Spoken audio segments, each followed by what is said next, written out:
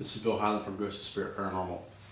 Today I'm going to open up a whole new can of worms. Let me just say before I get started that after this is finished, I'm going to have some people that are going to just flat out disagree with what I have to say. I have a feeling that those who tend to follow the more scientific path in paranormal research is probably going to agree with me on this. And I can back up everything I'm going to tell you here. First, I'll say that I absolutely have a faith and a belief in the paranormal. But I do have problems with the methods that are being used out there, as you saw in my last few videos. And today I'm going to touch off on the hot topic of the Frank's box.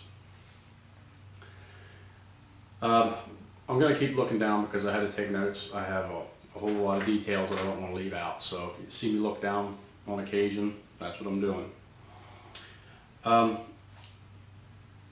What I noticed was that there's a lot of video out there of spirit box communication and the way it's perceived. So the first logical thing I wanted to do was I wanted to find out exactly what is a spirit box and how does it work. And I thought the best place to find that out would be to go to the guy that built this, named Frank Sumption. Okay, now I'm going to read to you a quote from him that explains what this is and how it works. It says, "The purpose of the box, as it is now referred to, is simply to provide a source of audio bits made up of fragments of human speech, music, and noise. The noise is known as raw audio. It's the raw material out of which spirits and the deceased and other entities use to create their own voices, presumably by remodeling and remixing the audio." There's the first strike. Okay? He was just presuming that this is the way it works. By remodeling and remixing the raw audio to make the various noise fragments from words and voices of their choosing. In the box, the raw audio is created by sweeping the tuning of radio electronically across its band or tuning range. The resulting bits of speech, music, and noise are the raw audio. Radio is simply a convenient source of raw audio. However, that's only a guess as to how the box works. There is strike two, another guess. There does seem to be an RF component or a radio frequency component, obviously, or at times an actual signal received. Or there's some other method of getting an external voice into the radio in the box. Some of the manipulation of the raw audio seems to take place inside the electronics. Again, presumably. Again, another presumption. And he also says, "I don't have the equipment or the know-how to be able to test these theories." So basically what he's saying is he has no idea how this works, and he can't even prove how he thinks it works. So at this point, I'm pretty much left on my own to go and do tests and experiments to try to figure this all out and come up with my own hypothesis of what's actually going on here. So in the development of that hypothesis, I came up with audio matrixing as the first thought that hit my mind. It's the same thing as laying on the ground looking at the sky and seeing Snoopy in the clouds. It's your brain trying to process information it doesn't understand. And it's also called, let me see if I can say this right, pareidolia is the name that is used. And you got to understand that the Frank's box is a radio, and it receives radio frequencies, which means it's going to pick up human voices that are being broadcast over the airwaves, okay? So the first thing I need to do is understand the fundamental sciences behind the radio and how it works, okay? So I did some digging into that and some research, and I got a pretty good idea looking across the electromagnetic spectrum of what frequencies that radios are that can receive and that type of thing. So I got a pretty good idea of how radio works. I think everybody does. So then I started making observations. And in a lot of these observations, I noticed one thing, that when people post these videos of these presumed communications through the spirit box, a lot of times people will add words to the video, and I'm no different. I'm as guilty as anybody.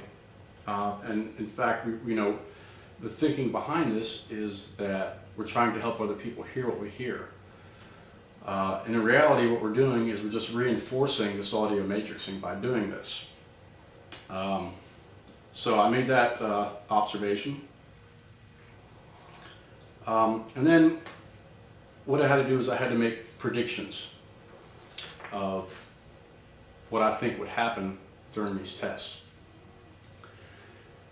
which I wrote down on paper. I also went online to find other resources and other hypotheses out there to explain this, to use as comparisons to see if I can get the same results from multiple sources. So when I did my tests, the first test I used the PSB7 Spirit Box. Okay, everyone knows what this is. Basically what I did was I took 5 questions. What's your name? How old are you? How did you die? Where did you live? What year is it? I used those 5 questions with 10-second intervals and asked those same questions over and over and over for 15 minutes. And in those 15 minutes, I got 5 responses that could be plausible communications that sounded like words to me. Anywhere from names or numbers and that kind of thing. So I took those results and I wrote them all down, and then I got a second piece of equipment. Now this is a Sony Walkman, and what makes this unique as a tool is that this has the ability to scan UHF and VHF TV channel bands. Now, since television went digital, these airwaves aren't used anymore to broadcast on. So you've got nothing on here but straight static, which is supposed to be one of the building blocks for EVPs and spirit box communication. I took those same 5 base questions, read them over and over and over, 10-second intervals for 15 minutes. Not one syllable. Nothing. Not a peep, not a dash, not a dot, nothing but static. So I asked myself at that point, what's different? Well, the obvious difference is the radio signals being received by the spirit box or the PSB7. So this is another reinforcing belief on my part that audio matrixing is taking place. Let me see. And what I have is I did a little experiment to prove and to show you how audio matrixing works. This first video, you're going to hear a song. Okay. I want you to listen to this audio clip and watch the video. And even though most of us aren't going to understand a single word that's said because it is in a foreign language, just bear with me here and listen to the whole thing.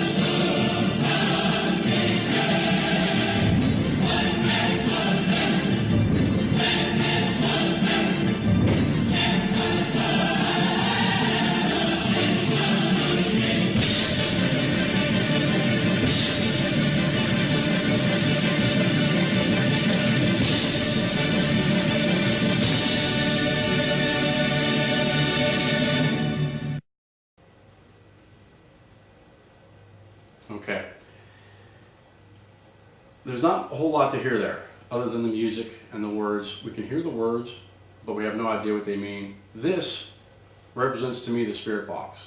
It's full of all kind of audio information, but we can't make sense of any of it because we don't speak that language. So therefore, it's just inert to us.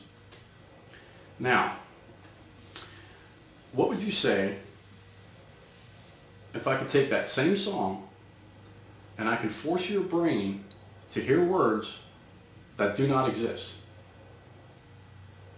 And all I have to do is use a little bit of persuasion, and you will hear every one of these words, even though you and I both know they just don't exist. Go ahead and listen.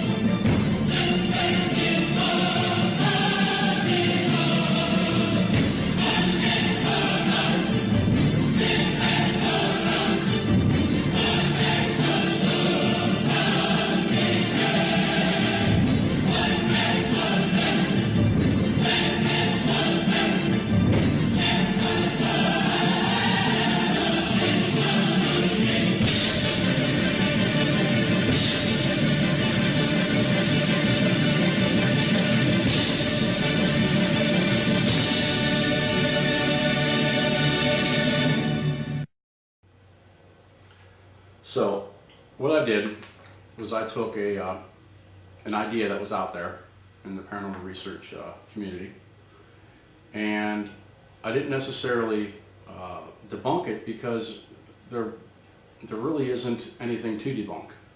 There's no theory there. There's no hypothesis there. Basically, all I did was I just took Frank's assumptions and I tested them. I formed my own hypothesis. I created a theory as to why these things happen in a reasonable and logical fashion. And I just don't think that there's anything there. So from this point on, I am just going to have to take the spirit box for what I know that it is. And it's not going to be much use to me anymore because I have a pretty good idea of what this is.